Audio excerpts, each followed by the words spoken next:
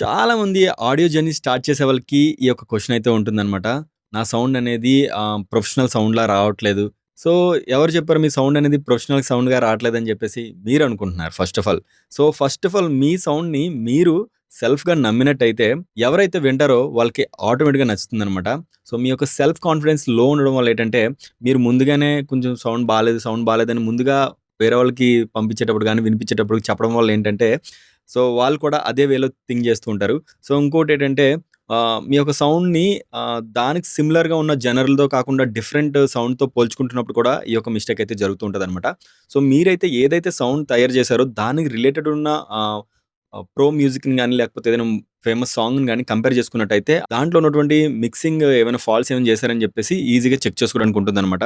అలా కాకుండా మీరు వేరే జనర్ సౌండ్‌ని పెట్టుకొని మీ సౌండ్‌ని చెక్ చేసుకుంటుంటే ఆబ్వియస్‌గా మీ సౌండ్ అనేది డల్‌గానే ఉన్నట్టు అనిపిస్తుంటదనమాట. ఫస్ట్ ఆఫ్ ఆల్ మీ యొక్క సౌండ్‌ని మీరు నమ్మండి.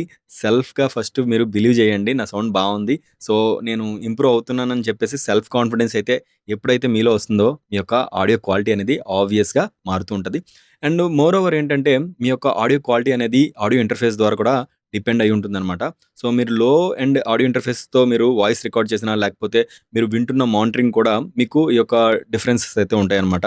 So, high end audio interface వల్ల ఏంటంటే మంచి రికార్డింగ్, అదేవిధంగా మంచి ప్రాపర్ మానిటరింగ్ ఉంటుంది. దాని ద్వారా ఏంటంటే మంచి డెసిషన్స్ అయితే మీరు తీసుకోగలుగుతారనమాట. సో, ఇయర్ సెన్స్ అనేది ఎక్స్‌పీరియన్స్ బట్టి మీకు వస్తూ ఉంటది.